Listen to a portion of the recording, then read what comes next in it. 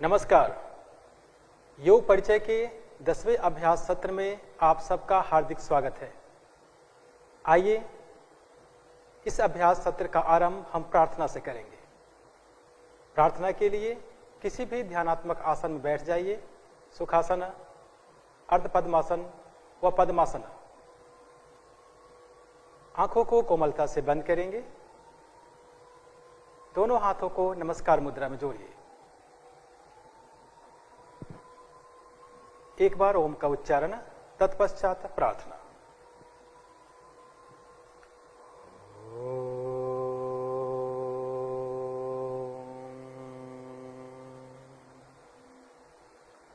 सहना भवतु सहनौ भुनक्तु सह वीर्यं करवावहै तेजस्विनावधीतमस्तु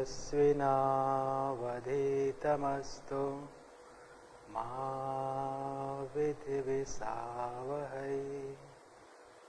ओम शांति शांति शांति। धीरे से दोनों हाथों को अपने आंखों से स्पर्श करें और हाथ हटाते हुए धीरे से आंखें खोल लीजिए। पुनः एक बार आप सबका हार्दिक स्वागत है। तो आइए इस अभ्यास सत्र का आरंभ हम चालन क्रिया से करेंगे। तो आइए इस सत्र का आरंभ हम चालन क्रिया से करेंगे। इसके लिए आप अपने स्थान पर खड़े हो जाइए।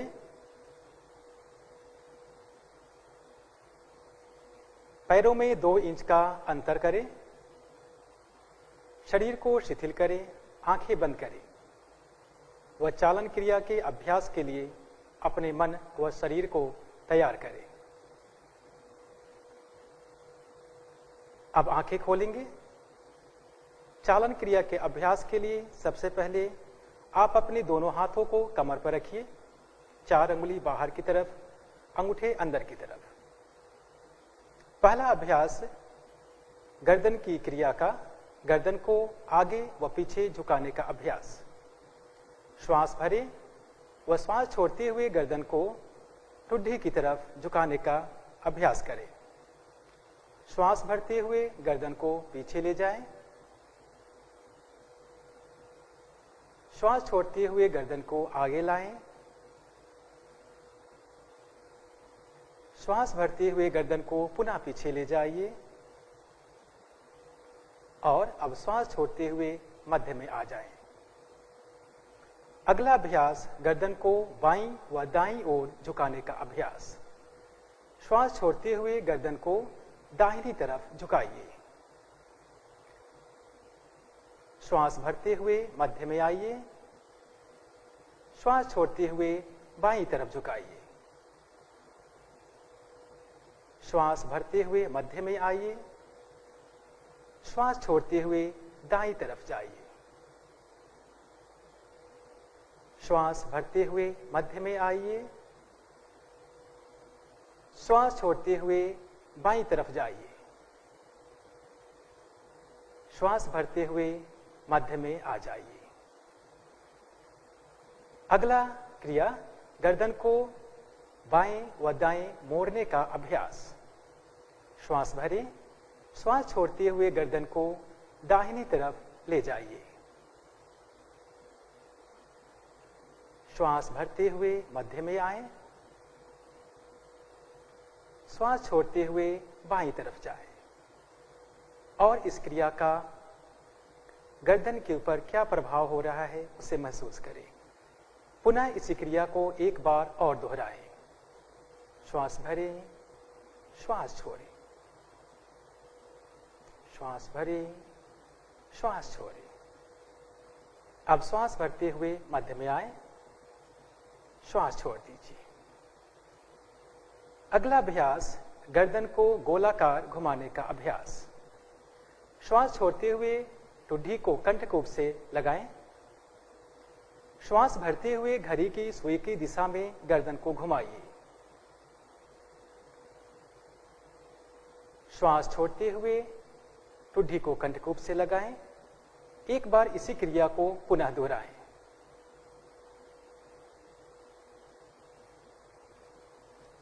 अब इसी क्रिया को 2 बार विपरीत दिशा में कर जाइए। श्वास भरें, श्वास छोड़ते हुए ठुड्डी को नीचे लाएं, पुनः श्वास भरें, श्वास छोड़ते हुए ठुड्डी को नीचे लाएं और अब श्वास भरते हुए मध्य में आए, श्वास छोड़ते हुए हाथों को सम स्थिति में पूर्व अवस्था में लाए। आंखों को बंद करिए और इस क्रिया का आपके गर्दन पर क्या प्रभाव हुआ है उसे महसूस करें। धीरे से आंखें खोलिए। अगला अभ्यास स्कंध संचालन। श्वास भरते हुए अपनी दोनों भुजाओं को बगल से उठाइए और कान के नजदीक तक ले जाइए। हथेलियों का रुख दूसरी दिशा में रहेंगे। श्वास छोड़ते हुए पुनः नीचे आए, पुनः एक बार इस क्रिया को दोहरा जाए। श्वास भरें, श्वास छोड़ें, विश्राम। आंखें बंद करिए। यह स्कंद संचालन की क्रिया है। जिन व्यक्ति को फ्रोजन शोल्डर संबंधित समस्या हो वो इसका अभ्यास सावधानी पूर्वक करें। धीरे से आंखें खोलिए। अगला अभ्यास स्कंध चक्र। श्वास भरते हुए दोनों भुजाओं को बगल से उठाएं, हथेलियों को पलट दें, दोनों हाथ की उंगलियों को दोनों कंधे पर रखें। अब श्वास छोड़ते हुए दोनों कोहनियों को आगे की तरफ से मिलाएं। श्वास भरते हुए गोलाकार घुमाएं। श्वास भरें, श्वास छोड़ते हुए नीचे आए, पुनः श्वास भरें, श्वास छोड़ते हुए नीचे आए। अब इसी क्रिया को विपरीत दिशा से कर जाइए। श्वास भरिए, श्वास छोड़ते हुए ऊपर आ जाइए।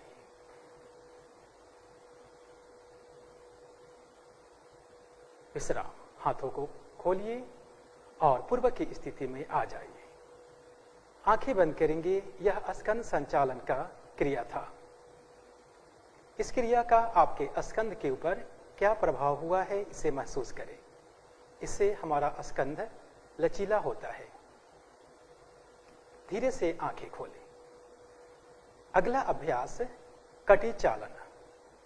कटी चालन के लिए दोनों पैरों में कंधों इतना अंतर करें, शरीर को सम स्थिति में रखें।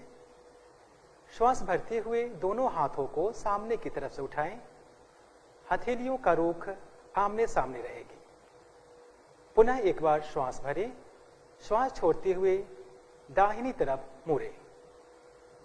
दाहिने हाथ को सीधा रखें और बाएं हाथ की उंगली को दाहिने हाथ के कंधे से स्पर्श करें। पुनः श्वास भरते हुए बीच में आए, श्वास छोड़ते हुए बाईं तरफ जाएं। श्वास भरते हुए मध्य में आए, श्वास छोड़ते हुए दाईं तरफ जाएं। श्वास भरते हुए मध्य में आए, श्वास छोड़ते हुए बाईं तरफ जाएं। श्वास भरे व मध्य में आए और श्वास छोड़ते हुए हाथों को पूर्व स्थिति में ले आइए। यह क्रिया हमारे कटी को लचीला बनाने में सहायक है। आंखें बंद करके इस क्रिया के सकारात्मक पहलुओं को अनुभव करें। अगला अभ्यास घुटना चालन। पैरों में स्थिति यथासंभव बने रखेंगे। श्वास भरते हुए दोनों भुजाओं को उठाएं, श्वास छोड़ते हुए घुटना मोड़ते हुए बैठ जाइए। यह घुटना चालन की क्रिया है। पुनः श्वास भरें, वापस आए, श्वास छोड़ें, पुनः एक बार इस क्रिया को दोहरा जाए। श्वास भरते हुए वापस आए और अपनी दोनों भुजाओं को पूर्व स्थिति में ले आए। यह क्रिया हमारे घुटना को मजबूत करता है, परंतु जो व्यक्ति घुटने दर्द अथवा उस प्रकार की समस्या से ग्रसित हैं जो घुटना क्रिया करने में सहयोग नहीं कर रहा है, वो इसका अभ्यास ना करे। धीरे से आंखें खोलेंगे। चालन क्रिया के बाद अब हम आसनों की श्रेणी का अभ्यास करेंगे। आसन की श्रेणी में सबसे पहला आसन हमारा है ताड़ासन। इसके लिए दिशा बदलें। पैरों में 2 इंच का अंतर रखें। सबसे पहले अपने शरीर को, मन को आसन के लिए तैयार करें। दृष्टि सामने की तरफ। दोनों पैरों पर समानांतर वजन हो, इसका जांच कर लें। अब श्वास भरते हुए दोनों भुजाओं को सामने से उठाएं। दोनों हाथ की उंगलियों को आपस में फंसा लीजिए और हथेलियों को पलट दीजिए। श्वास भरते हुए हाथों को ऊपर की तरफ लाएं। सम अवस्था में रुकें। दृष्टि सामने की तरफ। अब श्वास भरते हुए अपने पैर के पंजों पर खड़े हो जाएं। एड़ियों को ऊपर की तरफ उठाएं। सामने दृष्टि एक जगह पर रखें। यह ताड़ासन है। यहां पर श्वास प्रश्वास सामान्य रखें। श्वास छोड़ते हुए अपने एड़ियों को और हाथों को वापस लाएं। आंखों को बंद करें व इस आसन के प्रभाव को शरीर व मन पर देखें। अगला अभ्यास वृक्षासन। वृक्षासन के लिए दिशा परिवर्तन करें। दृष्टि सामने की तरफ। सबसे पहले दाहिने पैर को घुटने को मोड़िए और दाहिने पैर के तलवों को बाएं पैर की जंघा के रूट में रखें। श्वास भरते हुए दोनों भुजाओं को सामने की तरफ से उठाएं। हथेलियों को पलट दीजिए और नमस्कार मुद्रा बनाइए। दृष्टि सामने की तरफ। यह वृक्षासन है। यह एक संतुलनात्मक आसन की श्रेणी का आसन है, जिससे हमारा मन एकाग्र व शांत होता है। श्वास छोड़ते हुए अपनी भुजाओं को और पैरों को नीचे की तरफ लाएं। इसी का अभ्यास अब हम दूसरे पैर से करेंगे। बाएं पैर के घुटनों को मोड़िए। बाएं पैर की तलवों को दाहिने पैर की जंघा के रूट में रखें। श्वास भरते हुए दोनों भुजाओं को ऊपर की तरफ उठाएं। हथेलियों को पलट दीजिए व नमस्कार मुद्रा धारण करिए। दृष्टि सामने की तरफ। श्वास भरें व श्वास छोड़ते हुए अपनी भुजाओं को व अपने पैरों को वापस लाएं। आंखें बंद करिए और इस आसन के प्रभाव को अपने शरीर व मन के ऊपर देखने का प्रयास करें। अगला अभ्यास पाद हस्तासन। पाद हस्तासन के लिए आंखें खोलें और दिशा परिवर्तन करें। श्वास भरते हुए दोनों भुजाओं को सामने की तरफ से ऊपर की तरफ उठाएं। श्वास छोड़ते हुए कमर से आगे की तरफ झुकें। हथेलियों को जमीन से स्पर्श करें। यदि संभव है तो हथेलियों को अपने पैर के अगल बगल में रख लीजिए और माथा को घुटना से लगाने का प्रयास करें। श्वास की गति यहां पर सामान्य रहेगी। यह पाद हस्तासन है। यह आसन हमारे कमर, हमारे पीठ व पेट के लिए अत्यंत लाभदायक है। साथ ही साथ यह आसन हमारे मस्तिष्क में रक्त संचार को प्रवाहित करने में सहायक है। पुनः श्वास भरें और श्वास भरते हुए दोनों हाथों को ऊपर उठाएं। श्वास छोड़ते हुए बगल से दोनों हाथों को वापस लाएं व पूर्व की स्थिति में आ जाएं। जिन व्यक्ति को कमर दर्द या अभी जल्दी में कुछ शल्य चिकित्सा हुआ है वो इसका अभ्यास ना करें। आंख बंद करके इस आसन के प्रभाव को महसूस करें। अगला अभ्यास अर्ध चक्रासन। पैरों में 2 इंच का अंतर यथासंभव बनाए रखें। दोनों हाथों को कमर पे रखिए। 4 उंगली बाहर की तरफ, अंगूठे पीठ की तरफ। दोनों केहनियों को समानांतर लाने का प्रयास करें। श्वास भरते हुए गर्दन व छाती को पीछे की तरफ झुकाएं। सामान्य श्वास प्रश्वास में जितना संभव हो उतना झुकें व इस स्थिति में बने रहें। यह अर्ध चक्रासन है। यह हमारे कमर को लचीला बनाता है व साथ ही हमारे वक्ष प्रदेश को अधिक मात्रा में श्वसन प्रदान करने में सहायक है। श्वास भरते हुए गर्दन व छाती को सीधा करें। श्वास छोड़ते हुए हाथों को नीचे की तरफ लाएं। आंखें बंद करें व इस आसन के प्रभाव को महसूस करें। आंखें खोलिए। अगला अभ्यास त्रिकोणासन। त्रिकोणासन के लिए दिशा परिवर्तन करें। दोनों पैरों में 3 से 3.5 फीट तक का अंतर करें। श्वास भरते हुए दोनों भुजाओं को बगल से उठाइए। श्वास भर छोड़ते हुए अपने दाहिने पैर के पंजों को दाहिनी तरफ मोड़ दीजिए और श्वास छोड़ते हुए दाहिने साइड झुकिए। प्रयास करें दाहिने हाथ की उंगली आपके दाहिने पैर के अगल बगल में हो। अब गर्दन को घुमाते हुए बाएं हाथ के मध्यमा उंगली को देखने का प्रयास करें। यह त्रिकोण आसन है। यह हमारे कमर को लचीला बनाता है व हमारे वक्ष स्थल के लिए बहुत ही लाभदायक आसन है। साथ ही इसका प्रभाव हमारे ग्रीवा चक्र के ऊपर अच्छा प्रभाव होता है। श्वास भरते हुए वापस आएं। श्वास छोड़ते हुए दाहिने पैर को अंदर करें। पुनः श्वास भरें। श्वास छोड़ते हुए बाएं पैर को बाहर की तरफ निकालें। श्वास छोड़ते हुए बाईं तरफ झुक जाइए और गर्दन को मोड़ते हुए दाहिने हाथ की मध्यमा उंगली को देखने का प्रयास करें। सामान्य श्वास प्रश्वास में कुछ क्षण इस आसन में रुके रहें।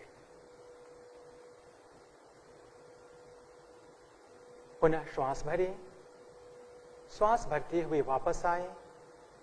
बाएं पैर के पंजों को अंदर करें और श्वास छोड़ते हुए दोनों भुजाओं को पूर्व स्थिति में लाएं। पैरों को मिला लीजिए। आंखें बंद कीजिए व इस त्रिकोणासन के प्रभाव को अपने शरीर व मन के ऊपर महसूस करें।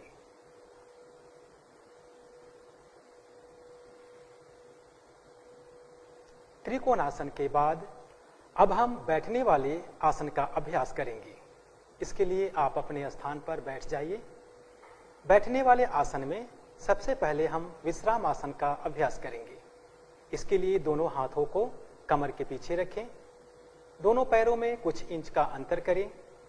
श्वास भरें व श्वास छोड़ते हुए गर्दन को पीछे की तरफ झुकाएं। आंखें बंद कीजिए और सामान्य श्वास प्रश्वास में बने रहें। यह विश्राम आसन है। इससे हमारा शरीर व मन शांत व शिथिल होता है। श्वास छोड़ते हुए गर्दन को वापस लाएं। आंखें खोलें। अगला अभ्यास दंडासन। दोनों पैर के घुटने व पंजे को मिलाएं। दोनों हाथ की हथेलियों को नितंब के अगल बगल में रखें। कमर व गर्दन को सीधी रखें। दृष्टि सामने की तरफ रखें। यह दंडासन की स्थिति है।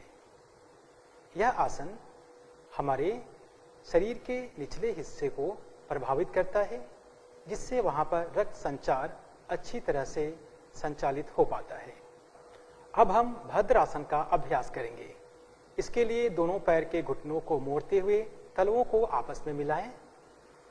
दोनों हाथ की उंगलियों को फंसाते हुए दोनों पैर को पकड़ लीजिए। यथासंभव शरीर के नजदीक लाने का प्रयास करें अपने दोनों पैर के पंजों को। यह भद्रासन की स्थिति है। संभव है तो आप अपने घुटनों को जमीन से स्पर्श करें। कमर गर्दन सीधी रहेगी। आंखें कोमलता से बंद और सामान्य श्वास प्रश्वास में इस आसन में कुछ क्षण रुके रहें। धीरे से आंखें खोलें। श्वास छोड़ते हुए अपने घुटने व पैर को सीधा करें और विश्राम आसन की स्थिति में आ जाएं।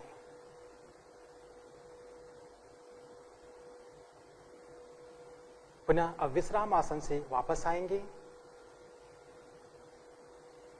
अब हम वज्रासन का अभ्यास करेंगे।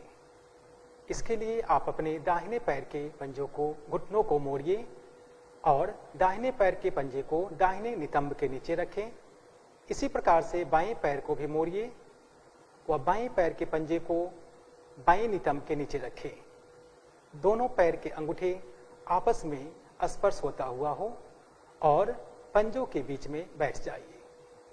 अब दोनों हाथों को अपने घुटनों पर रखें, कमर गर्दन सीधी रखें, श्वास की गति सामान्य बनी रहेगी। आंखें बंद करें। यह वज्रासन है। जिन व्यक्ति को घुटने दर्द, अर्थराइटिस या ऐसी कुछ समस्या हो वो इस आसन का अभ्यास न करें।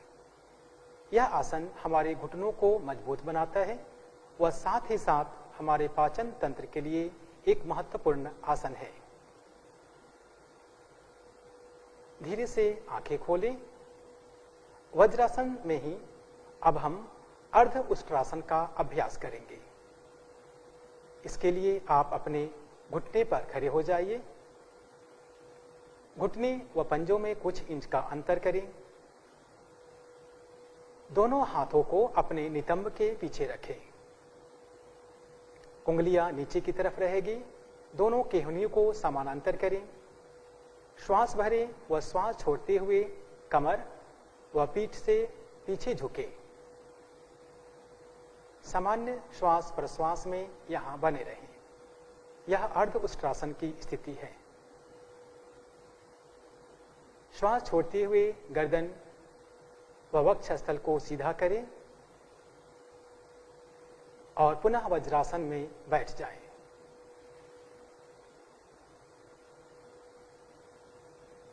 अब हम उष्ट्रासन का अभ्यास करेंगे। पुनः एक बार आप अपने घुटने पर खड़े हो जाएं।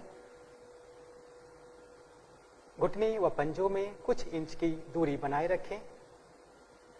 श्वास भरते हुए अपने गर्दन व कमर को पीछे की तरफ झुकाएं। दाहिने हाथ को अपने दाहिने पंजे पर रखें और बाएं हाथ को बाएं पंजे पर रखें। सामान्य श्वास प्रश्वास में बने रहें। दाहिने हाथ को दाहिने तलवे पर व बाएं हाथ को बाएं तलवे पर रखें। श्वास की गति सामान्य रहेगी। यह उष्ट्रासन है। यह हमारे कमर को लचीला बनाता है व साथ ही साथ यह हमारे वक्ष प्रदेश के लिए व ग्रीवा के लिए महत्वपूर्ण आसन है। श्वास भरते हुए गर्दन व कमर को सीधा करें। श्वास छोड़ते हुए पुनः वज्रासन में बैठ जाइए। आंखें बंद करें व इस आसन के प्रभाव को अपने शरीर व मन के ऊपर महसूस करें। धीरे से आंखें खोलेंगे। उष्ट्रासन के पश्चात इसके विपरीत आसन का अभ्यास हम शशक आसन करेंगे। दोनों घुटनों में कुछ इंच का अंतर करें। दोनों हथेलियों को दोनों घुटनों के बीच में रखें। श्वास भरें व श्वास छोड़ते हुए हाथों को आगे की तरफ ले जाएं। अपने वक्षस्थल व ठुड्डी को जमीन से स्पर्श करें। ध्यान रखें, आगे झुकते समय आपका एड़ी नितंब से स्पर्श करता हुआ हो। यह शशक आसन है। यह आसन तनाव, चिंता आदि मानसिक समस्याओं को दूर करने में सहायक है।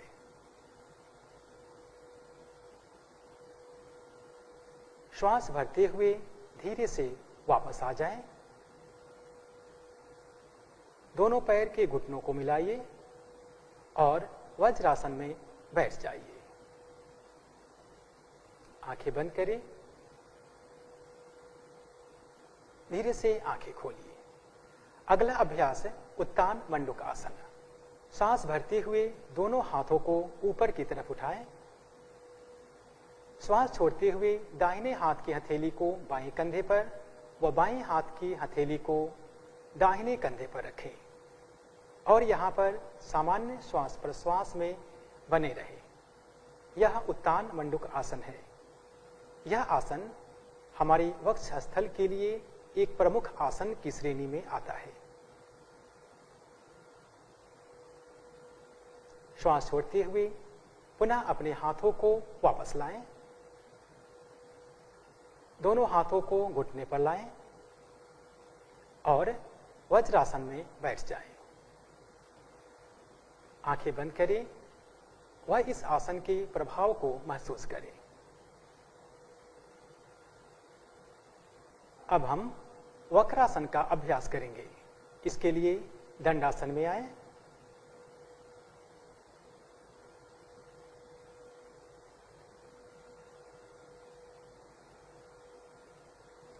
अब दाहिने पैर के घुटनों को मोड़िए व दाहिने पैर के पंजे को बाएं पैर के घुटने के समीप रखें। दाहिने हाथ की हथेली को कमर से पीछे रखें व बाएं हाथ से लपेटते हुए अपने घुटनों को के ऊपर से लाइए व अपने पैर के पंजे के पास रखें अथवा अपने पैर के पंजों को पकड़ लीजिए। श्वास छोड़ते हुए अपने गर्दन और अपने कंधे को पीछे की तरफ घुमाइए। सामान्य श्वास प्रश्वास में यहां बने रहे। यह वक्रासन की स्थिति है। यह मेरुदंड मोड़ने का एक महत्वपूर्ण आसन है, जिससे हमारा वक्र मेरुदंड लचीला होता है। साथ ही साथ इसका प्रभाव हमारे ग्रीवा व हमारे वक्षस्थल पर भी अच्छा प्रभाव होता है। श्वास छोड़ते हुए गर्दन को सामने की तरफ से लाएं, वापस आएं और हथेली बाएं हाथ को पूर्व स्थिति में ले आए। अब पैरों को सीधा कर लीजिए। पुनः इस अभ्यास को बाएं पैर से करें। बाएं पैर के घुटनों को मोड़िए। बाएं पैर के पंजों को दाहिने पैर के घुटने के पास रखें। अब पुनः इसी अभ्यास को दाहिने हाथ से लपेटिए और दाहिने हाथ को अपने पंजों के पास अथवा अपने दाहिने हाथ से पंजों को पकड़ लीजिए। श्वास छोड़ते हुए अपने कंधे व गर्दन को घुमाएं। यह वक्रासन की स्थिति है। श्वास छोड़ते हुए अपने गर्दन को वापस लाइए, हाथों को वापस लाइए और पैरों को सीधा कीजिए और पुनः एक बार विश्राम आसन में आ जाइए। आंखें बंद करें, विश्राम आसन की स्थिति में आ जाइए।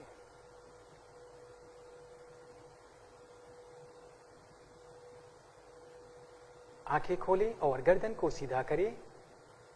अब हम बैठने वाले आसन के पश्चात पेट के बल लेटने वाले आसनों का अभ्यास करेंगे। इसके लिए आप अपने स्थान पर पेट के बल लेट जाइए।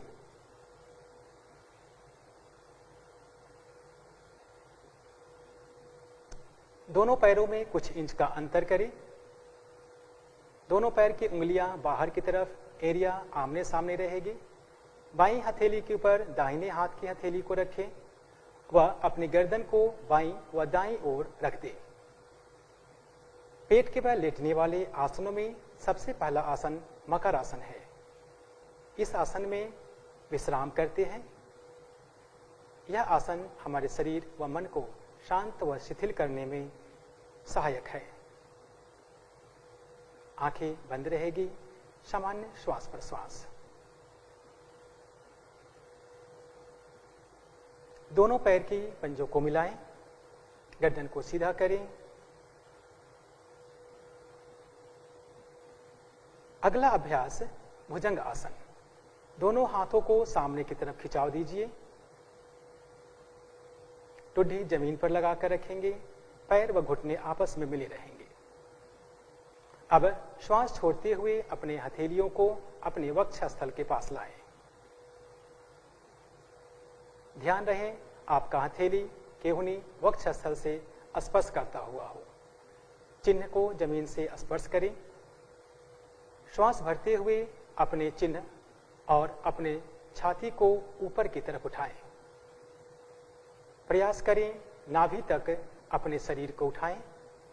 यह भुजंग आसन है। यह कमर को लचीला बनाता है व साथ ही साथ वक्षस्थल व ग्रीवा पर अच्छा प्रभाव डालता है। सामान्य श्वास प्रश्वास में बने रहें। श्वास छोड़ते हुए धीरे से अपने छाती और ठुड्डी को नीचे की तरफ लाएं और पुनः मकर आसन में विश्राम करें।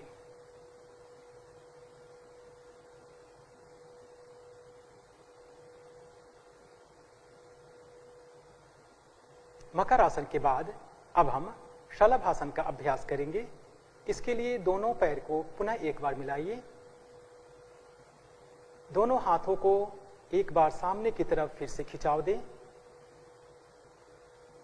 ठुड्डी जमीन पर लगाएं और दोनों हाथों को अपने जांघ के पास ले आए। हथेलियां नीचे की तरफ रहेगी।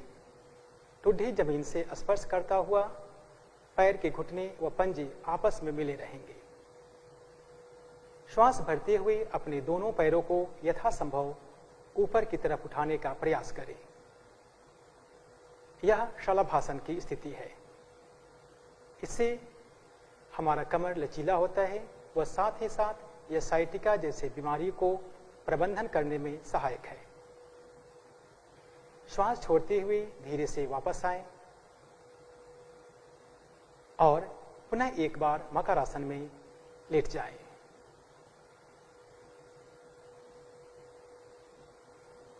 इस आसन का जो प्रभाव आपके शरीर व मन पे हुआ है उसे महसूस करें।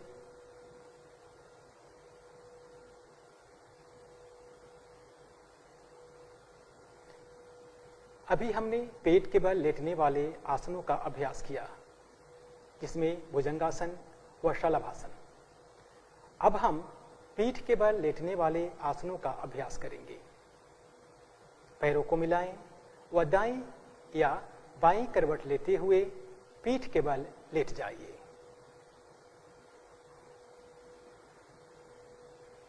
पैरों में कुछ इंच का अंतर करें। शरीर से हथेलियों को कुछ इंच की दूरी पर करें। हथेलियों का रुख आसमान की तरफ। यह शवासन की स्थिति है। पीठ के बल लेटने वाले आसनों की तैयारी के लिए सबसे पहला आसन शवासन। इसमें आप अपने शरीर, अपने मन व अपने श्वास की गति को जांच लें। सांस की गति सामान्य रखें।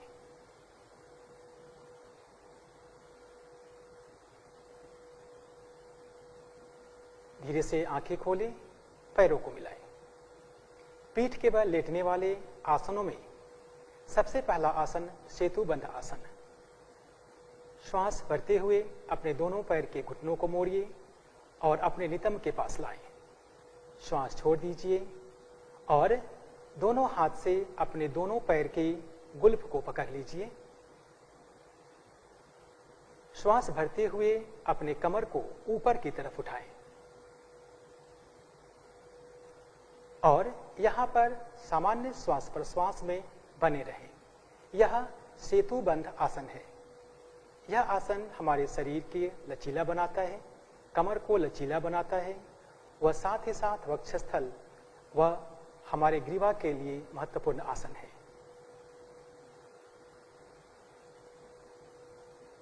श्वास छोड़ते हुए अपने कमर को नीचे की तरफ लाएं और शवासन में विश्राम करें।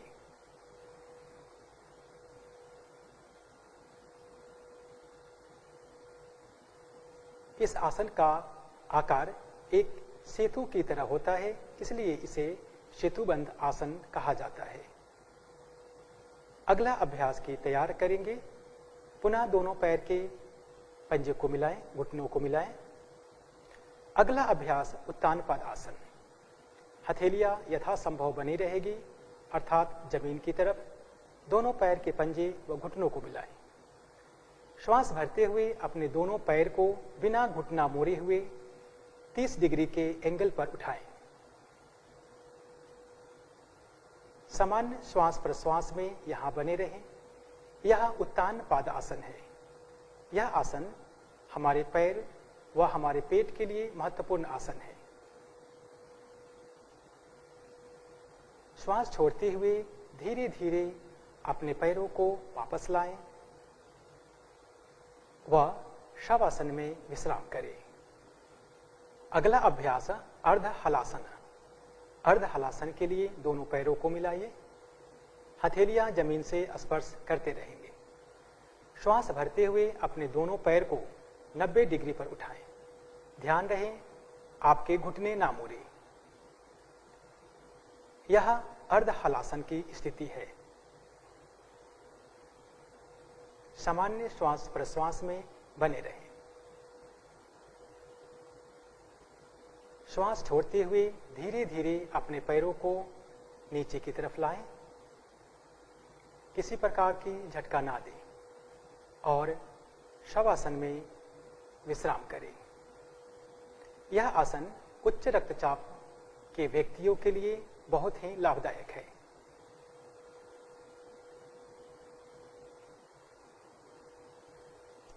अगला अभ्यास पवन मुक्तासन। आंखें खोलें। दोनों पैरों को पुनः एक बार मिला लीजिए। श्वास भरते हुए दोनों पैरों को 90 डिग्री पर लाएं। श्वास छोड़ते हुए घुटनों को मोड़ लीजिए और घुटनों को वक्षस्थल के नजदीक लाएं। दोनों हाथ की उंगलियों को फंसाते हुए अपनी टांगों को पकड़ लें। श्वास छोड़ते हुए अपने घुटनों को वक्षस्थल के नजदीक दबाएं।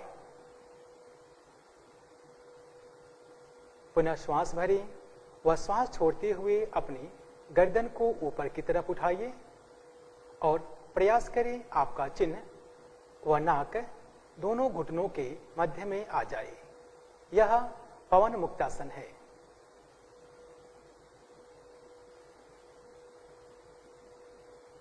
श्वास छोड़ते हुए अपने गर्दन को नीचे लाएं। हाथ की उंगलियों को छोड़ें। दोनों पैरों को 90 डिग्री पर ले जाएं और धीरे धीरे नीचे की तरफ आए और विश्रामासन की स्थिति में आ जाइए। पवन मुक्तासन हमारे पेट के अनेक प्रकार की बीमारियों को दूर करने में सहायक है।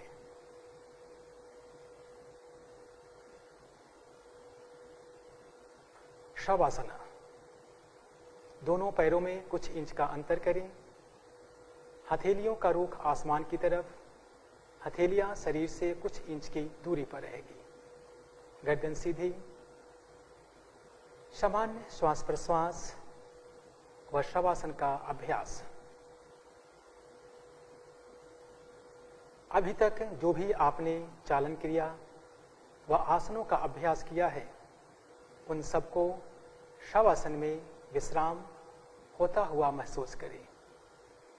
यदि उन आसनों से यदि आपके शरीर व मन में किसी प्रकार की थकावट है तो उसे आप शवासन में शिथिल करने का आदेश दें। शरीर व मन को शांत करने का प्रयास। 3 बार दीर्घ श्वास प्रश्वास करें। लंबा गहरा धीमा श्वास लें और लंबा गहरा धीमा लयबद्ध श्वास को बाहर निकालें। हर श्वास में महसूस करें कि श्वास छोड़ते हुए शरीर में शिथिलता व मन में शांति का अनुभव हो रहा है।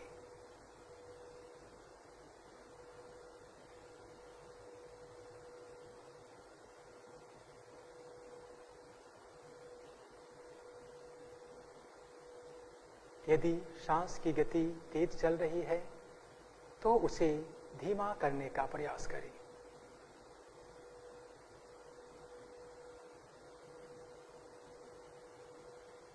शवासन। यह आसन हमारे शरीर की थकावट, तनाव जैसे अनेक प्रकार की बीमारियों को दूर करने में बहुत ही लाभदायक है।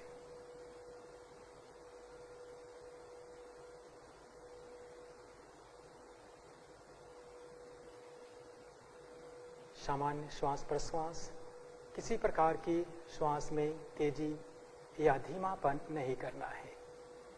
जो प्राकृतिक रूप से जो श्वास प्रश्वास चल रहे हैं, उसी श्वास प्रश्वास के प्रति सजग होने का प्रयास करें।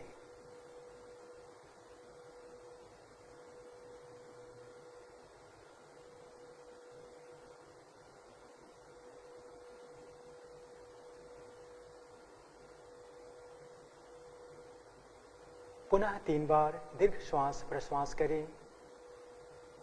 लंबा सांस लें और लंबा श्वास को लयबद्ध तरीके से बाहर निकालें।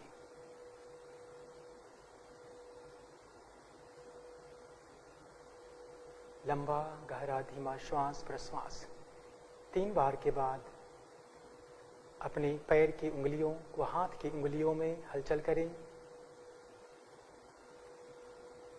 शवासन के बाद अब हम प्राणायाम का अभ्यास करेंगे। इसके लिए आप दाईं या बाईं करवट से उठ करके बैठ जाइए।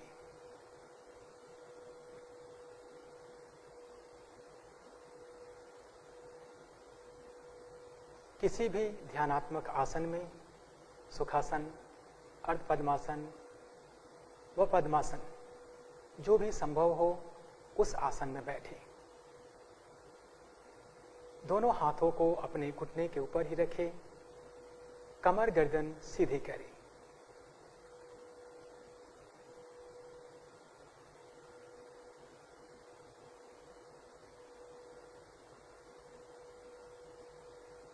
और अब दोनों हाथों को ज्ञान मुद्रा में लाएं।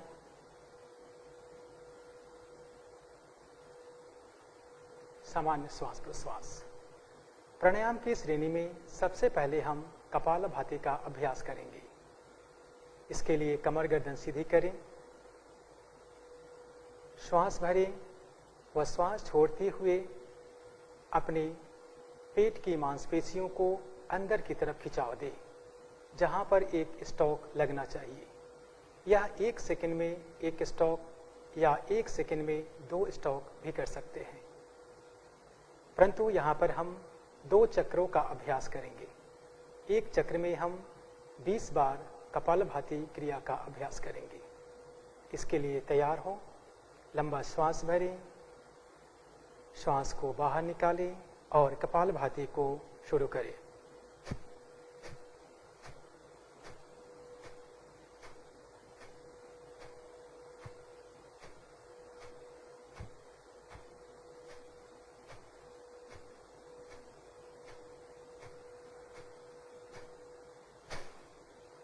अंत में श्वास पूरा बाहर निकालें और इस क्रिया का क्या प्रभाव हुआ उसे महसूस करें। आंखें बंद ही रहेगी। यह कपालभाति का 1 चक्र हुआ। पुनः इसी क्रिया को 1 चक्र और दोहराएं। लंबा श्वास भरें, श्वास को बाहर निकालें, शुरू करें।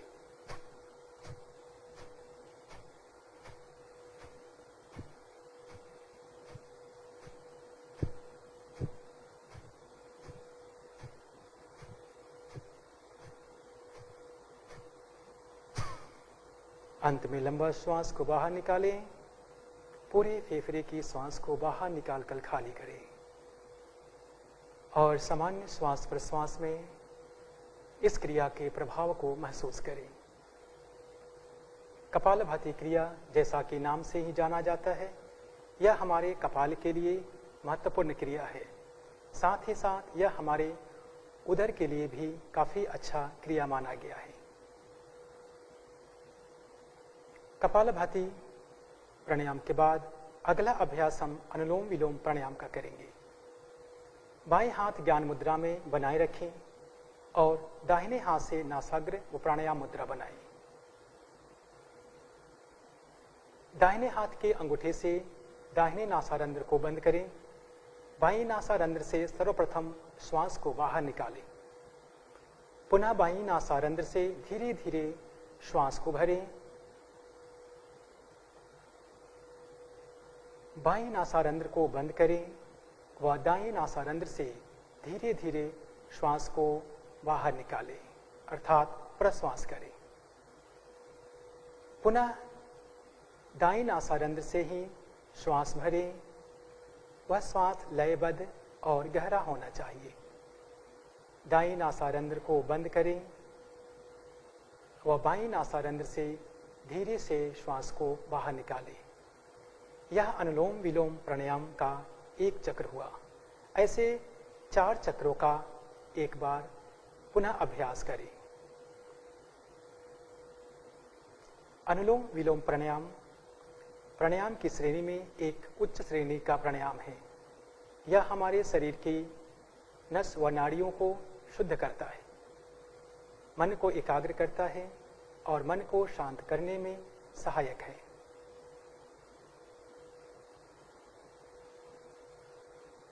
यह प्राणायाम हमारे शरीर की गर्मी व ठंडी दोनों को सम करने में सहायक है। ध्यान रखें, अनुलोम विलोम नाड़ी शोधन प्राणायाम करते समय आपकी श्वास की गति लयबद्ध होनी चाहिए, गहरी होनी चाहिए और धीमी होनी चाहिए। यह भी प्रयास करें कि श्वास लेते समय श्वास में किसी प्रकार की बाधा ना हो। लयबद्ध तरीके से श्वास और प्रश्वास करते जाएं। 4 चक्र पूरा होने के बाद आप इस प्राणायाम को समाप्त करेंगे। जब भी हम प्राणायाम का समापन करते हैं तो बाईं नासारंध्र से प्रश्वास करके ही हम इस प्राणायाम का समापन करते हैं। यह अनुलोम विलोम प्राणायाम का अभ्यास किया। आज के अभ्यास सत्र में हमारा जो मुख्य प्राणायाम है शीतली व भ्रामरी प्राणायाम। शीतली प्राणायाम जैसे कि नाम से ही व्यतीत है कि इसका गुण ठंडा है। यह हमारे शरीर में शीतलता प्रदान करता है, इसलिए इसे शीतली प्राणायाम कहा गया है। साथ ही साथ जो व्यक्ति कफ, अस्थमा या कफ जनित किसी बीमारी से ग्रसित है वो इस प्राणायाम का अभ्यास ना करे तथा इस प्राणायाम का अभ्यास शुद्ध वातावरण में ही करें। ऐसे जगह पर ना करें जहां पर धूल, मिट्टी या ऐसे कीटाणु हो जो आपके शरीर को नुकसान पहुंचा सकता है, क्योंकि इस प्राणायाम का अभ्यास हम मुख मार्ग से करते हैं। योग शास्त्र में यह एक ही प्राणायाम है जिसे हम मुख के द्वारा करते हैं, शीतली, व साथ ही इसका एक और प्राणायाम होता है जिसे हम शीतकारी के नाम से भी जानते हैं। परंतु आज का हमारा प्राणायाम है शीतली प्राणायाम। दोनों हाथ ज्ञान मुद्रा में ही बने रहेंगे। अपने जीभ को बाहर की तरफ धकेलते हुए बाहर की तरफ निकालें। वह एक नली के समान आकार का एक नलिका बनाएं। धीरे धीरे श्वास भरें। श्वास भरने के पश्चात अपने जीभ को मुख में लें और नाक से श्वास को बाहर निकालें। पुनः एक बार करें इसी अभ्यास को। श्वास भरते जाइए। श्वास भरने के पश्चात अपनी जीभ को मुख के अंदर करें और नासारंध्र से प्रश्वास करें। इसी प्राणायाम को 4 चक्र हम करेंगे। श्वास लयबद्ध होनी चाहिए। यह प्राणायाम हमारे शरीर को शीतलता प्रदान करती है। उच्च रक्तचाप के व्यक्ति के लिए यह प्राणायाम बहुत ही लाभदायक है। साथ ही जो व्यक्ति तनाव, कुंठा जैसे बीमारियों से ग्रसित हैं उनके लिए भी प्राणायाम बहुत ही लाभदायक है। श्वास भरते हुए धीरे धीरे श्वास भरना है और उसकी ठंडक को अपने गले में महसूस करना है।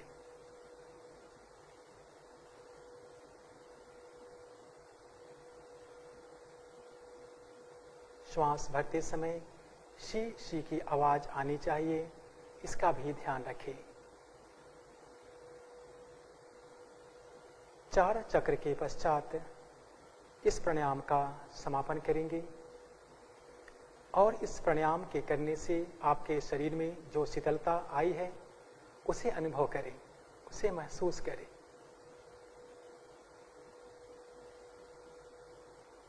प्रथम अभ्यासी इसका अभ्यास प्रथम अवस्था में 5 से 6 चक्र से शुरू करें। जब दीर्घ अभ्यास हो तब आप इसकी चक्रों को धीरे धीरे बढ़ाते जाएं। अभी हमने आज का मुख्य प्राणायाम शीतली प्राणायाम का अभ्यास किया। वह साथ ही आज का एक मुख्य प्राणायाम भ्रामरी प्राणायाम। भ्रामरी अर्थात भंवरे की तरह गुंजन। जिस प्रकार से भंवरे जब उड़ते हैं उनकी जो एक आवाज आती है गुंजन से, उसी प्रकार से नासारंध्र से प्रश्वास करते समय एक गुंजन होती है, इसलिए इसे भ्रामरी प्राणायाम कहा गया है। इसका अभ्यास हम 2 तरीके से करते हैं। पहला बिना षण्मुखी मुद्रा के और दूसरा षण्मुखी मुद्रा से। तो सबसे पहले हम बिना षण्मुखी मुद्रा के ही इसका अभ्यास करेंगे। हाथ ज्ञान मुद्रा में यथासंभव बने रहेंगे। नासारंध्र से धीरे धीरे श्वास भरें और श्वास छोड़ते हुए भंवरों की तरह गुंजन करें। 5 बार इस प्राणायाम का अभ्यास करेंगे। लंबा श्वास भरें,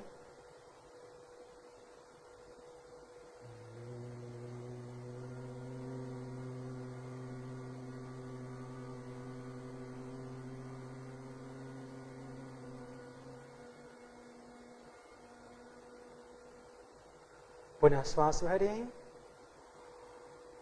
श्वास छोड़ते हुए भंवरे की तरह आवाज करें।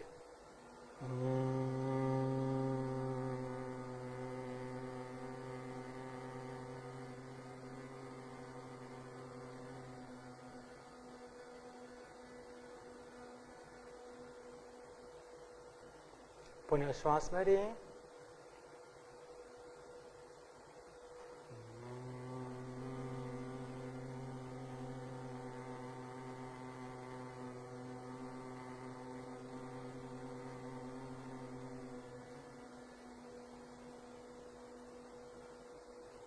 श्वास भरें,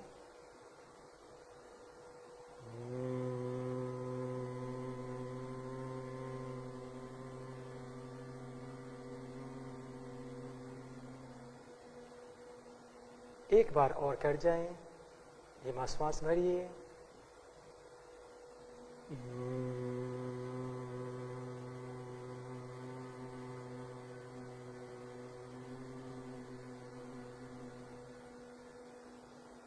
विश्राम। यह भ्रामरी प्राणायाम, यह प्राणायाम हमारे मस्तिष्क के लिए बहुत ही महत्वपूर्ण प्राणायाम की श्रेणी में है। इससे हमारा मस्तिष्क से संबंधित जो बीमारी है उसे दूर करने में सहायक है। साथ ही साथ हमारे शारीरिक रूप से भी जो कुछ भी बीमारी है उसको भी प्रबंधन करने में यह बहुत ही सहायक है, क्योंकि जैसे ही आपका तनाव समाप्त होगा वैसे ही आपका बीमारियों की जो आवृत्ति है वो भी धीरे धीरे कम होते जाएंगे। यह प्राणायाम हमारे तंत्रिका तंत्र को बहुत ही अच्छी तरह से प्रभावित करता है। अब इसी प्राणायाम का अभ्यास हम षण्मुखी मुद्रा में करेंगे। षण्मुखी मुद्रा करने के लिए दोनों हाथ के अंगूठे से अपने कान को बंद करेंगे। तर्जनी उंगली को अपने आंखों पर रखिए। मध्यमा उंगली को अपने नासारंध्र के अगल बगल में रखें। अनामिका उंगली को ऊपरी ओट्स पर रखें व छोटी उंगली को निचली ओट्स पर रखें और पुनः 5 बार इस क्रिया को, इस प्राणायाम का अभ्यास करें। धीमा और लंबा लयबद्ध श्वास लें और श्वास छोड़ते समय भंवरे की तरह गुंजन करें। धीमा श्वास लीजिए,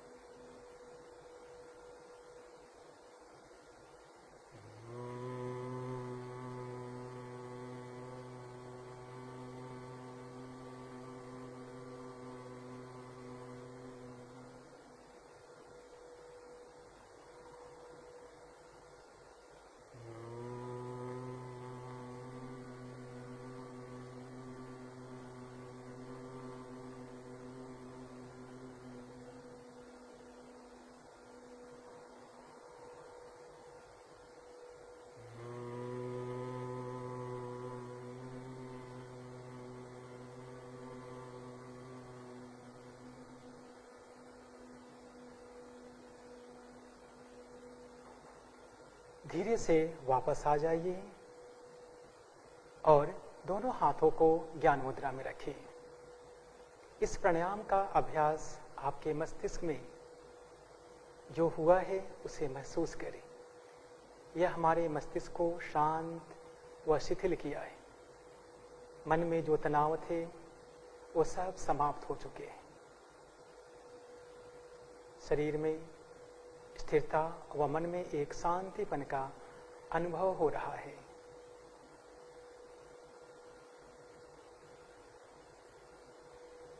प्राणायाम की श्रेणी के बाद अब हम ध्यान का अभ्यास करेंगे। ध्यान योग की एक महत्वपूर्ण अंग है। ध्यान के बिना योग संपूर्ण नहीं है। ध्यान के लिए आप ज्ञान मुद्रा व ध्यान मुद्रा का धारण कर सकते हैं। कमर व गर्दन सीधी रहेगी, आंखें कोमलता से बंद रहेगी। आंखें बंद करें। मन में जो विचार हैं उन विचारों को एक बार देखें।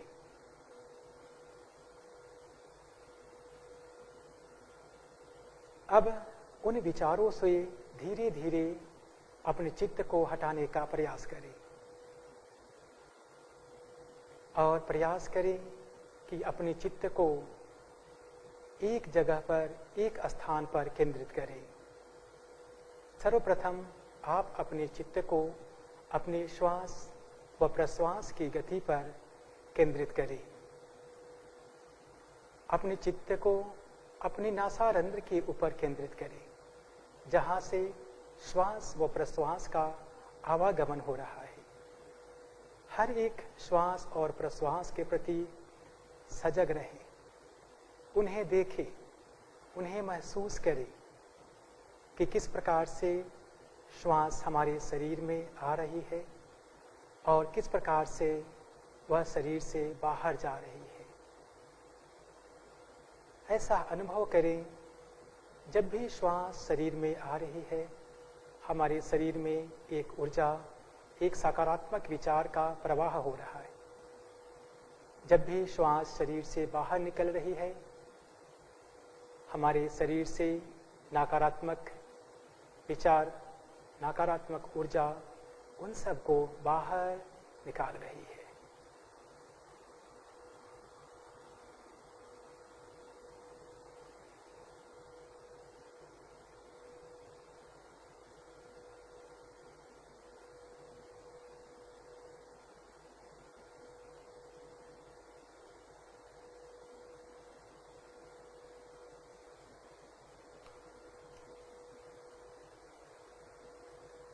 पुनः अब अपने चित्त को अपनी आज्ञा चक्र पर केंद्रित करें और ध्यान में लीन हो जाएं।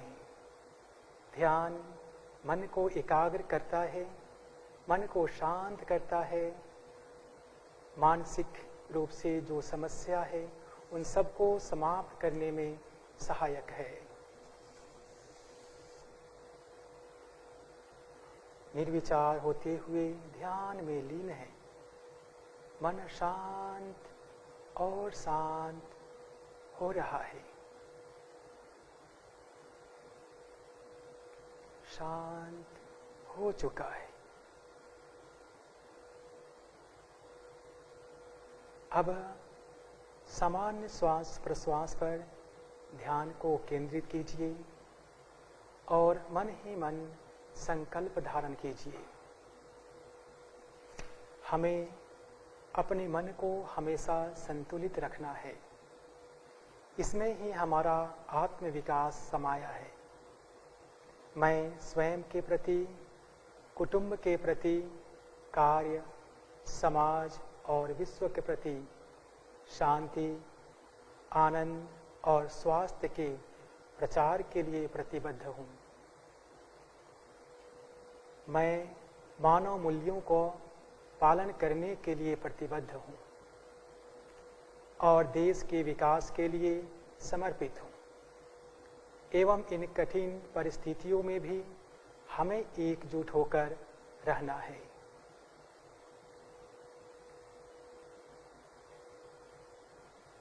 ध्यान व संकल्प के साथ हमारा मन शांत निर्विचार हो चुका है। शांत मन और निर्विचार मन से अब हम शांति पाठ के लिए तैयार होंगे। दोनों हाथों को नमस्कार मुद्रा में लाएं।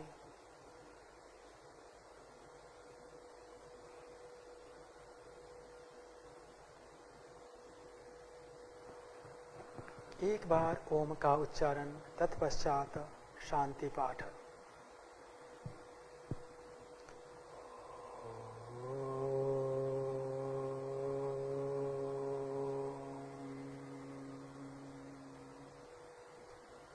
सर्वे भवन्तु सुखिनः, सर्वे सन्तु निरामयः, सर्वे भद्राणि पश्यन्तु, मा कश्चित् दुःखभाग् भवेत्, मा कश्चित् दुःखभाग् भवेत्। ॐ शान्तिः शान्तिः शांति है। धीरे से अपने हथेलियों को आंखों से स्पर्श करें व चेहरे पर से समय लेते हुए धीरे से अपने आंखों को खोल लीजिए। आप सबको बहुत बहुत धन्यवाद। इस अभ्यास सत्र को यहीं पर समाप्त करते हैं। धन्यवाद, नमस्कार। आपका दिन शुभ हो।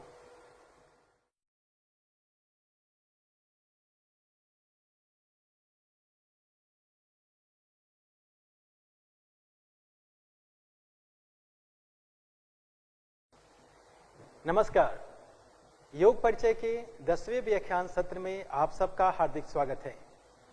आज का हमारा विषय है स्वस्थ रहने के लिए आहार का सिद्धांत, अर्थात हमारे यौगिक जीवन में आहार का क्या सिद्धांत है, इस विषय पर आज हम चर्चा करेंगे।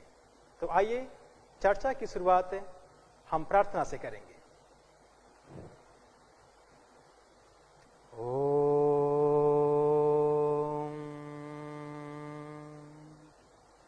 पूर्णमदः पूर्णमिदं पूर्णात् पूर्णमुदच्यते पूर्णस्य पूर्णमादाय पूर्णमेवावशिष्यते। ॐ शान्ति शान्ति शान्तिः। धन्यवाद। आहार हमारे जीवन का एक बहुत ही महत्वपूर्ण अंग है। कहा भी गया है, अन्नम ब्रह्मा रसो विष्णु भोक्ता देवो महेश्वरा, अर्थात जो अन्न है वह ब्रह्मा का स्वरूप है, जो उसका रस है वह विष्णु का स्वरूप है, और जो हम ग्रहण करते हैं वह शिव का स्वरूप है। अर्थात हम जो भी अन्न ग्रहण करें अपने मन में इसी भाव से ग्रहण करें। आहार जिस समय से हमारा जन्म होता है उसी समय से हम आहार लेना शुरू करते हैं। आहार हमारे दैनिक जीवन, मानव जीवन के लिए एक बहुत ही महत्वपूर्ण आधार है, क्योंकि बिना आहार के हमारा जीवन सफल नहीं है। यदि हम आहार नहीं लेंगे तो हमारा जीवन समाप्त हो जाएगा। परंतु योग साधना में योगियों ने, हमारे ऋषि मुनियों ने किस प्रकार के आहार की चर्चा की है, उसके विषय में आज हम यहाँ पर इस व्याख्यान सत्र में बातें करेंगे। तो सबसे पहले हम जानते हैं कि आहार का महत्व क्या है।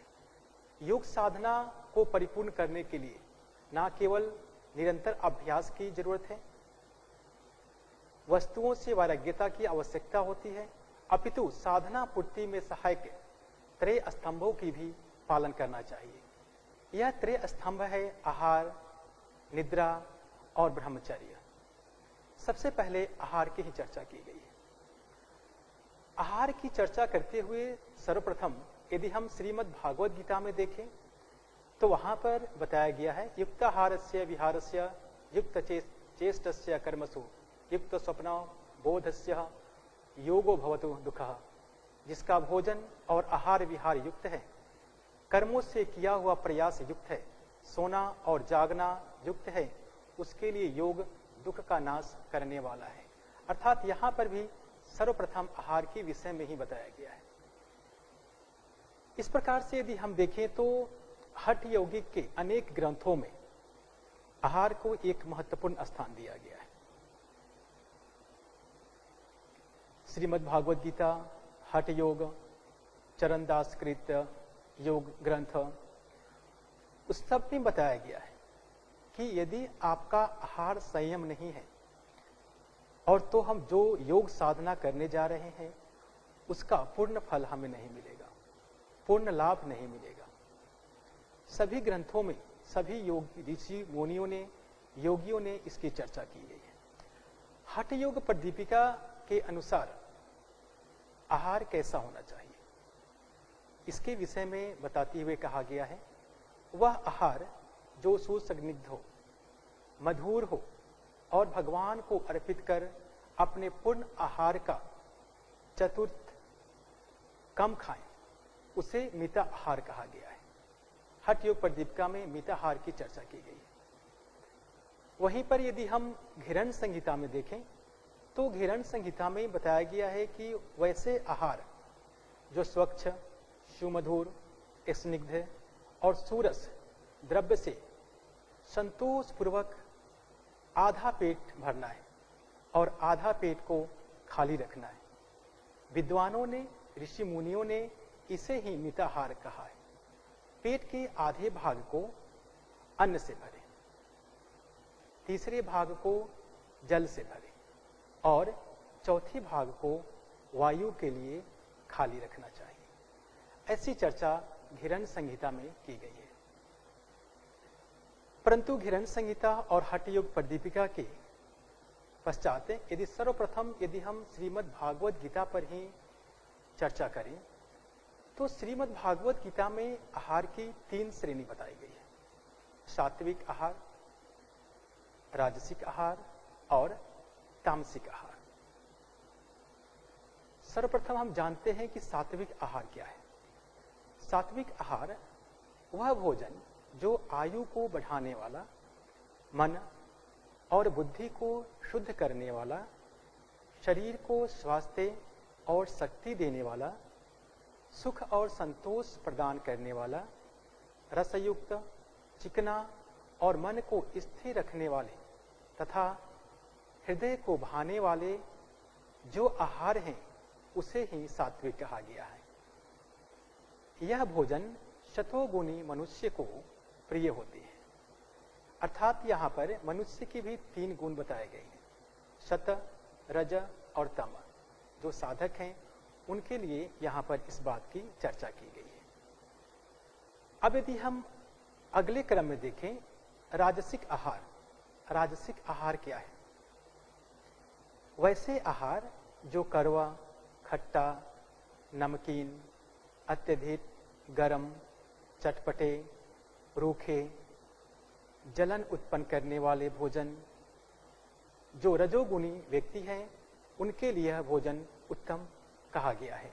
तामसिक आहार है, उसकी यदि हम बात करें तो उसके लिए श्रीमद् भागवत गीता में कहा गया है कि जो भोजन अधिक समय का रखा हुआ हो, स्वादहीन हो, दुर्गंध युक्त हो, सड़ा हुआ हो, ऐसा अन्न जो जूठा हो, वह तामसिक आहार है।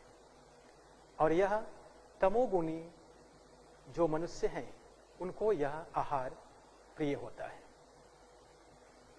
तो इस प्रकार से श्रीमद् भागवत गीता में इसकी चर्चा की गई है। अब यदि हम चर्चा करें, यदि हम बात करें, श्रीमद् भागवत गीता में भोजन को 4 भागों में विभाजित किया गया है। अर्थात जो हमारा आहार है उसे 4 श्रेणी में बांटा गया है। पहला भक्ष्य, अर्थात वह भोजन जो खाया जाता है। दूसरा भोज्य, जो निगला जाता है। तीसरा लेह जो चाटा जाता है, और चौथा चोष्य जो चूसा जाता है। श्रीमद् भागवत गीता में इन 4 प्रकार के आहारों की श्रेणी को विभाजित किया गया है। परंतु वहीं पर यदि हम देखें तो चरणदास जी जो हमारे हठ योगी ऋषि हैं, उन्होंने इस बात की चर्चा करते हुए बताया, अर्थात अपने भोजन को सूक्ष्म करना है, उस भोजन से हमें शक्ति मिले, हमें ऊर्जा मिले। हम ऐसा भोजन ना करें जिससे कि हमें आलस्य की प्राप्ति हो। तो श्रीमद् भागवत गीता से में इस आहार की जो चर्चा की गई है, यदि हम इसमें सात्विक आहार को ले, सात्विक आहार की यदि हम चर्चा करें तो जो सतोगुणी प्रधान व्यक्ति हैं उनको यह भोजन प्रिय है, ऐसा बताया गया है। परंतु इस भोजन को यदि हम, इस आहार को यदि हम सेवन करें, सात्विक है, साथ ही साथ यदि सात्विक आहार का यदि हम सेवन करें तो यह हमें योग साधना में अग्रसरित करने के लिए बहुत ही महत्वपूर्ण है। अर्थात जब हम योग साधना कर रहे हैं तो उस समय हमें सात्विक आहार का ही चुनाव करना है, हमें तामसिक और राजसिक आहार का सेवन नहीं करना है। हठ योग परंपरा के अनुसार हमने चर्चा की, घिरण्य संहिता के अनुसार हमने चर्चा की, और श्रीमद् भागवत गीता के अनुसार हमने चर्चा की। जो सात्विक आहार है, जो व्यक्ति ज्ञानी है, जो संयमित युक्त है, उनको यह आहार प्रिय है। ऐसे भी शास्त्रों में इसकी चर्चा की गई है। अब आहार का लाभ क्या है? जो सात्विक आहार है उसका लाभ क्या है? उसका लाभ है यह आहार हमें आयु, सत्व, बल, आरोग्य, सुख और प्रेम की भावना को बढ़ाता है। अर्थात यदि हम इस प्रकार के सात्विक भोजन का सेवन करें, सात्विक आहार लें, तो यह हमें प्रेम, भावना, आरोग्य और बल देता है। तो जब हमें आरोग्य और बल मिलेगा, जब हमारे अंदर प्रेम की भावना आएगी, तभी हम योग साधना में अग्रसरित हो सकते हैं, योग साधना का हम पूर्ण लाभ ले सकते हैं। परंतु जो राजसिक है, जिनमें रजोगुण की अधिकता है, वह व्यक्ति जो काम, क्रोध, लोभ, मोह आदि से घिरे हुए, ऐसे व्यक्तियों को राजसिक आहार ही ज्यादा प्रिय है। जैसे राजसिक आहार में आपने वैसे व्यक्ति को देखा होगा जिसमें काम, क्रोध, लोभ, मोह ज्यादा मात्रा में है। वो ज्यादा कड़वा, खट्टा, नमकीन, गरम, चटपटा ऐसे आहारों का वो सेवन करते हैं। तामसिक आहार यह तमोगुण प्रधान होता है। यह आहार की श्रेणी में जैसे पहले से पका हुआ भोजन, काफी समय पहले से बनाया हुआ भोजन, बासी भोजन, या वैसा भोजन जो खराब हो गया है, वैसा भोजन जो जूठा है, वह तामसिक भोजन है। तो ऐसा भोजन का यदि हम सेवन करेंगे तो हमारे शरीर और मन के लिए ठीक नहीं है। तो इसलिए हमें तामसिक और राजसिक आहार का सेवन नहीं करना है। हमें योग में अग्रसर होने के लिए, हमें योग साधना करने के लिए हमें सात्विक आहार का ही सेवन करना है। यदि हम देखें कि आहार में एक बाधक तत्व के रूप में योग में चर्चा की गई है अत्याहार। अर्थात यदि हम अत्याहार के विषय में बात करें तो भोजन को हमें उतना ही ग्रहण करना चाहिए जितना कि हमें आवश्यकता है। हमें अपना आहार संयमित रखना चाहिए। यदि हम अधिक मात्रा में आहार लेंगे तो वह हमारे शरीर और मन दोनों के लिए ठीक नहीं है। हठ योग प्रदीपिका में अत्याहार के विषय में बताया गया है। तत्पश्चात यदि हम उपनिषद में देखें, उपनिषद में भी आहार के विषय में चर्चा करते हुए बताया गया है अन्य व जातानि जीवन्ति। अन्न से ही सभी प्राणी जन्म लेते हैं, अन्न से ही सभी जीते हैं और अंत में अन्न में ही समा जाते हैं। अर्थात अन्न हमारे लिए इतना महत्वपूर्ण है कि हमारी जन्म, हमारा जीवन और हमारा मृत्यु ये सब अन्न से ही शुरू होकर अन्न में ही समाप्त हो जाता है। यदि मिताहार के विषय में हम घिरण संहिता के अनुसार यदि हम जानने का प्रयास करें तो इसमें उन्होंने बताया है, मिताहार के विषय में जो प्रमुख बिंदु बताया उन्होंने, जो आहार संयम के बिना योग का अभ्यास करता है उनके शरीर में कई प्रकार के विकार उत्पन्न होते हैं और वह सिद्धि प्राप्त नहीं कर पाता। अर्थात जो साधक बिना संयम के आहार का सेवन करते हैं उनके शरीर में अनेक प्रकार के रोग, अनेक प्रकार के विकार उत्पन्न होते हैं और जिस कार्य के लिए, जिस सिद्धि के लिए वह योग साधना कर रहे हैं वह सिद्धि पूर्ण नहीं हो पाता है। आहार का महत्व यदि हम जानें तो सबसे पहले आहार की चर्चा यदि हम आयुर्वेद के हिसाब से देखें, आयुर्वेद के अनुसार देखें तो उसमें बताया गया है चरक संहिता में कि भोजन लेना स्वास्थ्य के लिए सबसे अच्छा उपाय है।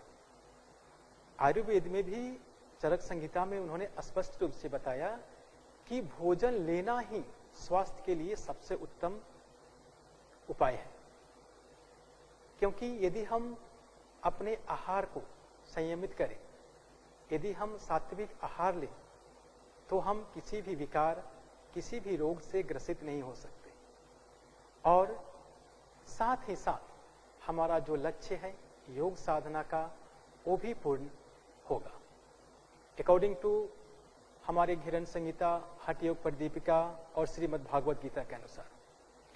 परंतु यदि हम आधुनिक युग में यदि हम देखें तो हमारे शरीर में जो मुख्यतः 6 प्रकार के पदार्थ पाए जाते हैं, वसा, कार्बोहाइड्रेट, प्रोटीन, जल, लवण और विटामिन, ये भी हमारे शरीर के लिए बहुत ही महत्वपूर्ण है। वहां पर उन्होंने बताया भी है कि एक जो वयस्क मनुष्य हैं उनको प्रतिदिन 2500 कैलोरी तक की आहार सेवन करना चाहिए।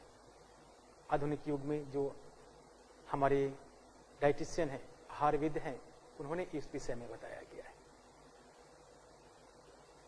अब यदि हम चर्चा करें आहार का सिद्धांत कैसा हो, बहुत सारे लोगों के मन में यह प्रश्न उठते हैं कि अब आहार का कैसा आहार करें, किस प्रकार से हम आहार का सेवन करें। तो सबसे पहले यदि हम देखें आहार सेवन करने के लिए तो कुछ बिंदु पर हमें प्रकाश डालना है। जैसे उचित समय, आजकल हमें यह देखने को मिल रहा है, हम सब जानते हैं कि आधुनिक युग में हमारा जीवन शैली कितना बदल चुका है।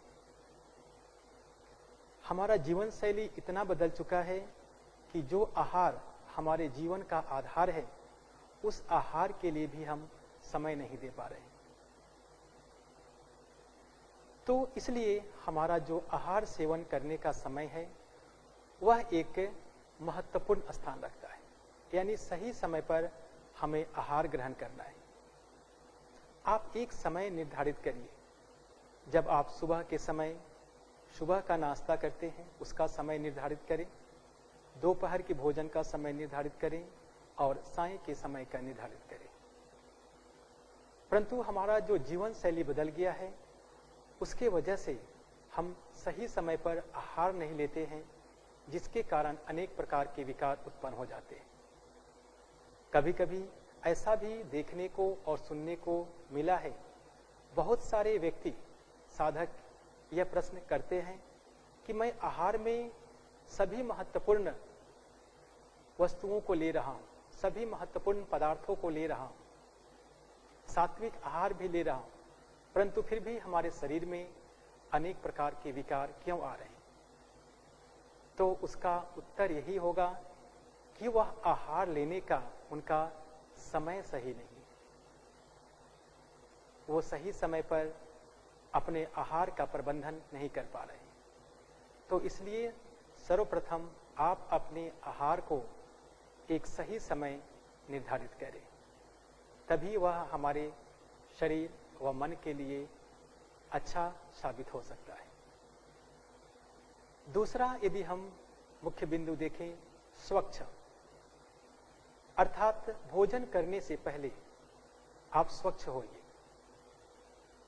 पहले के समय में आपने देखा होगा कि भोजन ग्रहण करने के पूर्व हमें हाथ पैर को अच्छी तरह से जल से धोना होता था, परंतु अब आधुनिक समय में हमारे पास इतना भी समय नहीं हो पा रहा है कि हम अपने हाथों को और पैरों को और मुख को स्वच्छ कर सके। यदि हम बाहर से कहीं से आ रहे हैं, दफ्तर से,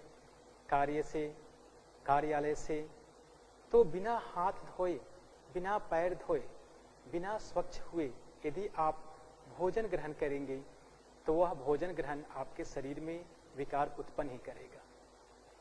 यहाँ पर स्वच्छ का अर्थ सिर्फ शारीरिक रूप से ही नहीं लेना है, यहाँ पर स्वच्छ का अर्थ मानसिक रूप से भी है।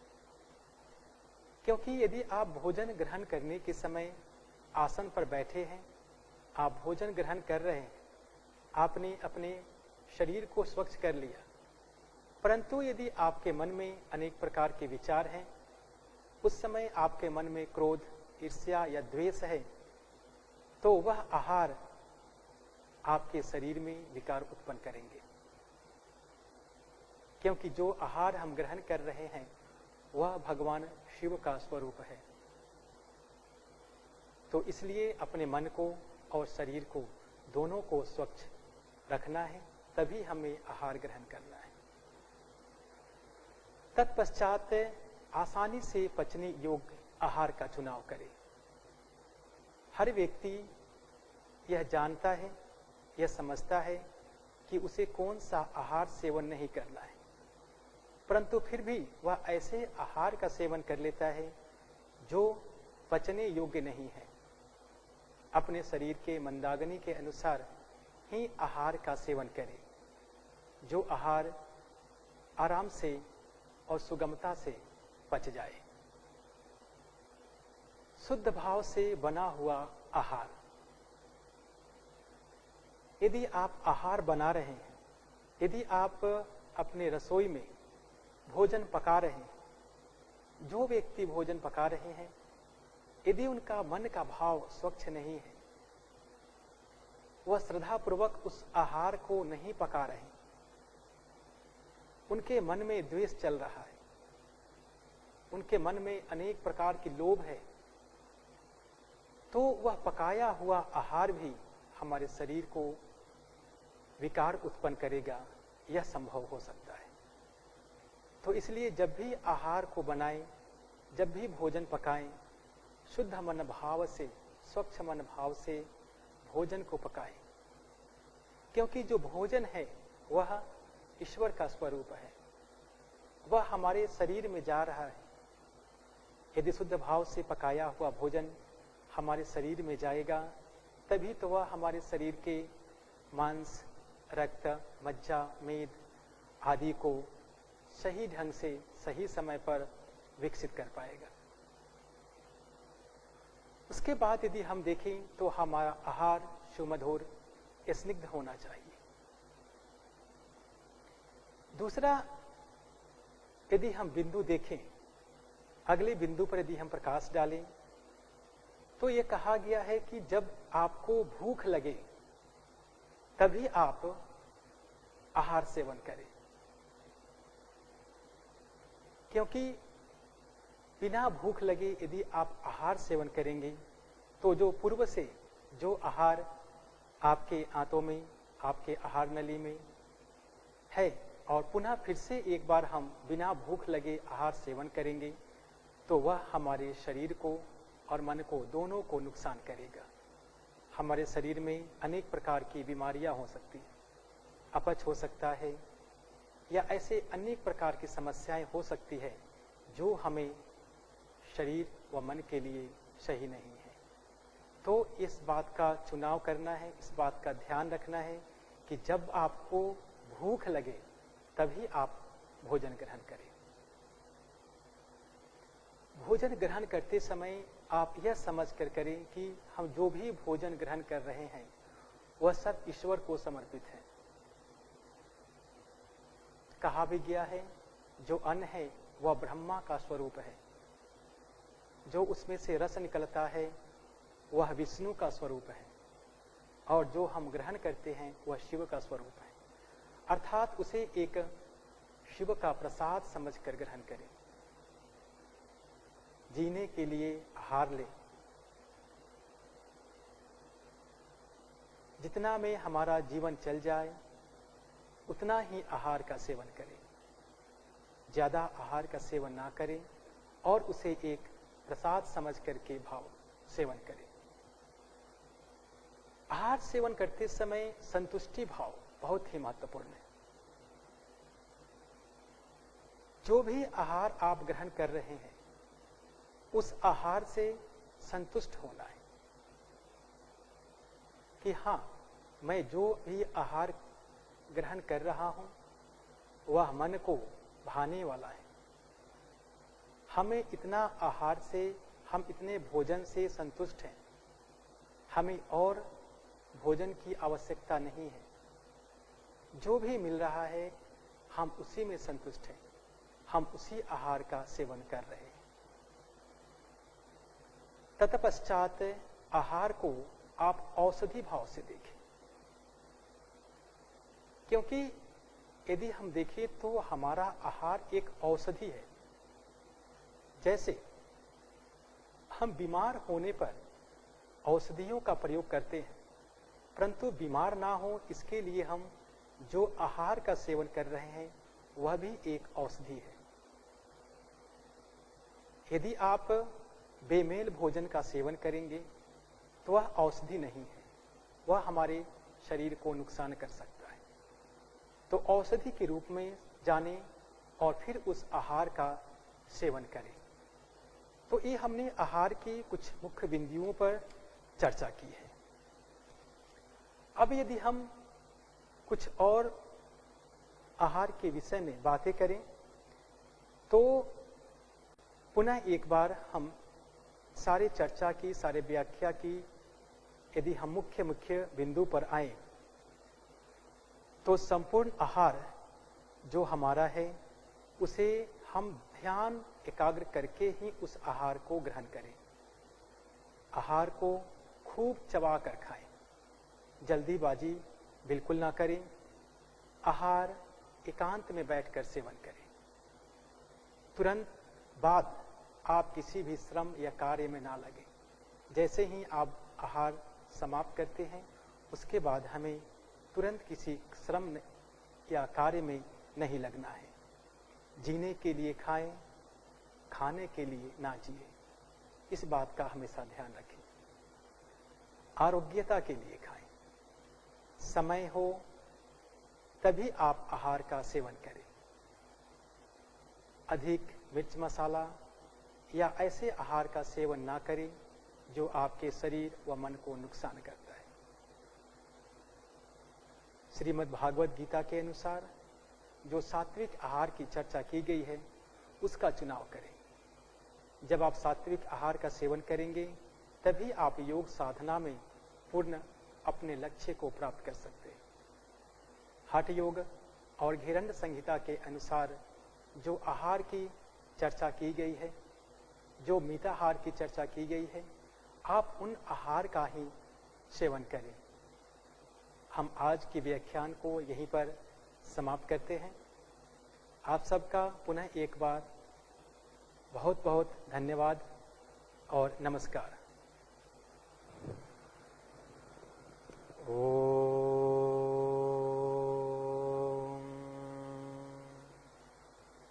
सर्वे भवन्तु सुखिनः, सर्वे सन्तु निरामयः, सर्वे भद्राणि पश्यन्तु, मा कश्चित् दुःखभाग् भवेत्।